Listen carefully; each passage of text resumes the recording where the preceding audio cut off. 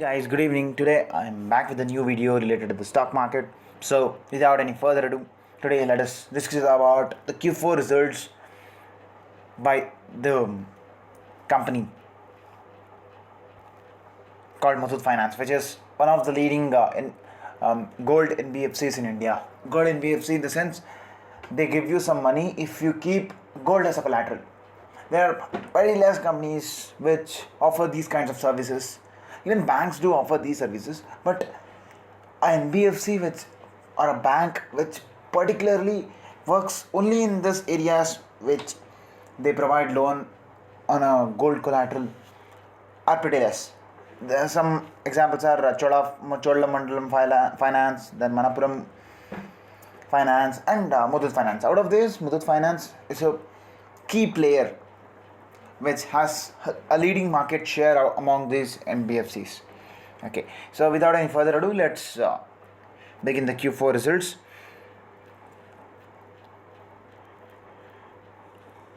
Recently, there was a pretty bad news in this Muthoot Finance stock where the founder of Muthoot Finance, I think his name is George, he recently passed away because of some issues, I guess. I'm not sure what issues, but he passed away. So, if a founder falls, passes away, there will be some kind of disturbances in the stock price because he might have led the company for years, and his role in taking this company from a small gold loan shop to a leading NBFC in India is phenomenal. So these kinds of small term corrections do happen when such news come, but from some years he was not involved in the business, and his successors, I mean his sons or grandsons maybe, or some executives might be running the business, and I'm not sure whether he was involved in the business or not. Most probably not. So without any further ado, let's come to this financial consolidated results. Normally, as we know, first quarter it is the results of this quarter, then which the next column corresponds to the results of previous quarter, then the third column corresponds to the year-on-year difference in the Q4 results of FY20.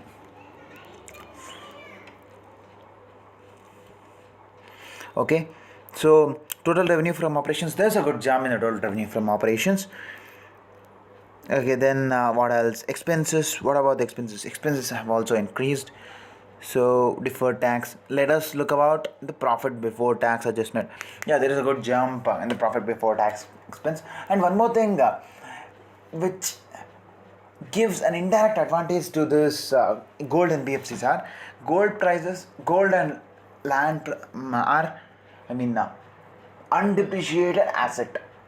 Though it might consolidate at the same place over a long period of time, it will never fall, and ultimately after some period of time it will show some improvement and there will be a good appreciation in the gold. So as there will be a good appreciation in the gold, these companies will start making more and more money, because earlier for 1 gram of gold they used to give loan of some 4,500. Now if the gold price becomes 9,000, so for every 1 gram of gold which the customers keep as collateral, they will provide another 8,000 rupees of a loan. So, and this loan, when they return back, they have to pay the interest rate, so which depends 10 to 12%, or based on the investor, or based on the location, or based on the quality of gold. I'm not sure about how they keep the interest rate, or how they manage, or how they set up the interest rate, but and it is not a matter of our concern. But when this gold prices increases, they can lend more money. If they lend more money, then they can even make more money through interest payments. And one more thing, there will be no NPA in this sector, though they might create forged gold. So if the Muthoot Finance or any other gold finance company, if they make any certain criterias on which they assess gold, in fact they'll be making some criterias on how they assess gold, the quality of the gold, etc. So if they work on those factors, and in fact they are working, then hardly there'll be no NPA, and it is a risk-free business. Yeah. So, and there is a good jump both year on year and quarter on quarter in the PBT section. Yeah. And EPS also have increased. content creator businesses have not increased that much, but year on year there's a quite good improvement. And as I have discussed earlier, the three things. What are those three things? Can you revise? One is trade payables, the second is inventories, and the third is the trade receivables. Okay, trade payables. Trade payables have decreased, which is a good sign for a particular company. Then what about the liabilities? Long-term liabilities. Wait, non-current liabilities. Where it is non-financial liabilities. Okay. Uh, and then what about the trade receivables? Trade receivables, there are no trade receivables. In fact, the loan book has increased because of the good appreciation which we have seen in the gold price in the previous year. For example, yeah, I'll explain it to you again. Earlier, I'm not sure, but the gold price was around 4,000. So out of 4,000, they might be giving 4,000 rupees for every gram of gold invested. Now the gold price have become around 5,000. So now they'll be giving around 5,000 rupees loan. So which is directly 25% increase in the loans. And because of the COVID pandemic, gold has become a major source of taking loans, because in India, people, if they don't have a house, it's not an issue. If they don't have a proper vehicle with them, it's not an issue, but they'll have gold with them. It is a proper hedging option which is used most by the Indians, and they believe that gold will help them during bad times. And in fact, it has helped them. A report has been stated that most of the Indians have survived this COVID-19 pandemic because of the gold collateral options. And so because of this gold price increase, there's direct 25% increase in the loan book. And let us see. So we have to deduct 25%. So if the loan book is more than 25%, then there's actually an increase in the loan book. Where is the loan book? Loans. 470. 25% of 470 will almost correspond to 1,000. No, there's not much improvement in the loan book, but the collateral over it has increased because of the gold prices. And if the loan book increases, then obviously the interest rate will increase and the revenue will also increase. So we can directly measure it based on it. And then when we come to the other things, inventories is not an issue. Okay, cash flows, etc., you can read about this. And it has also declared a rupees 20 rupees per dividend. And today, as soon as this news came up, the stock price of Muthoot Finance shook up 8%. So which means that the investors are pretty much happy about the results of what the management has provided. So, and even I believe the stock has a place in Nifty 50, and we are pretty sure that this stock will get a place in Nifty 50. Just time is the matter. We have to wait for another 5 or 6 years until the market capitalization grows and there's a good market for this and profitability increases. And one more thing about the Nifty 50 is that constant profitability is required. I think they'll look after the deviation in the stock price and also the standard deviation in the profitability index. The standard deviation is pretty high, I mean the volatility of the profit is pretty high, then these companies will those companies will not be allowed to enter Nifty 50. I think that might be a criteria. So that is the reason Adani Green has not got a stock, because though the stock price has shook up more than 1,000% over the last 1 or 2 years, the profitability of the company is not increasing. That's the major factor. So, and this is all I wanted to say about the Muthoot Finance. But one more thing which I would like to mention about the 5G network. I mean, recently Juhi Chawla, popular actress, Bollywood actress and also South Indian actress, she has acted many movies in Kannada also, and she has filed a public interest litigation, which we call as PIL, in the court that we must stop the 5G network rollout in India. Well, we must question her that where was she during the 4G rollout period? Was she not concerned about the health effects that 4G causes? In fact, if you check out the net, I'll give you some tasks today. So if you check over the net, there, if you can just type 4G side effects. They will get about major, the side effects like, what do you say, vomiting, diarrhea, etc. So these are some things which are pretty common. In Hindi, there's a movie dialogue, कुछ पाने के लिए कुछ खोना पड़ता है. If you want a good network, obviously we want a new good network, because network is pretty much important than oxygen or air these days, because we cannot say pretty much more important, but it is almost as equal as the oxygen these days, because every job can be done on the net. Majorly, we have seen this post COVID crisis, where most of the companies have shifted themselves into work from home basis, and in fact this has helped the company also in reducing their expenses. Mainly they used to, what do you say, start out, lease out or rent out 100,000 square foot of area, which they had to, for which they had to pay some crores together of rent every year. So their expenses is pretty much decreasing, and with the help of a net and a proper Wi-Fi, you can probably work anywhere in the world.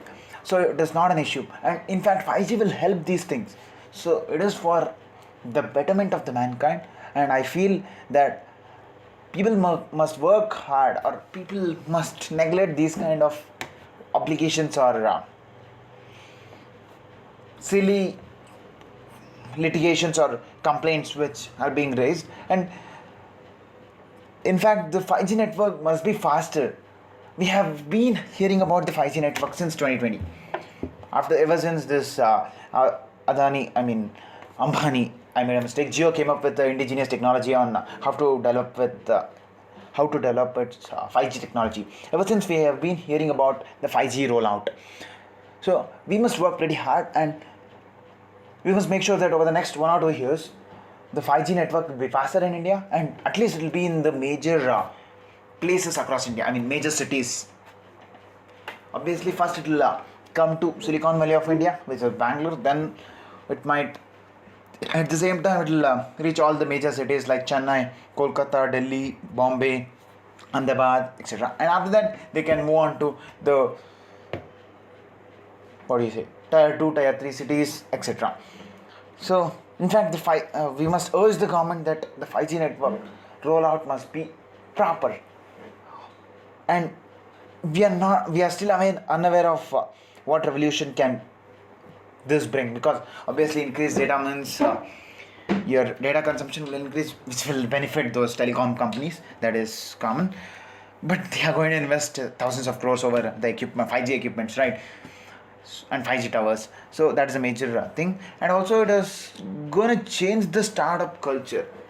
If the network speed is pretty good, then it has been, most of the companies have been trying to shift their business towards online mode. But if 5G rollout becomes faster, and 5G gets rolled in India faster, then we might see most of the startups, 99% of the startups, which are tech driven. So let us wait for the future, and most probably by the end of 2022 or mid 2022, we might see some kind of signals about 5G, because yet the spectrum has to be rolled by the central government, and the companies like Jio, Airtel. I'm mentioning about only 2 companies, because I don't think Vodafone is still in the race because of their huge debt, and I'm not sure whether they are going to invest in the 5G equipment, because they have to clear the debt first, right? So, and getting a huge debt over this or the existing debt is pretty difficult. It is pretty difficult to raise money through debt now because of the huge debts. So let us wait and watch about how these 2 companies are going to rule the telecom sector. And coming to the comparison between these 2 companies, I feel that Airtel is doing a good job. Jio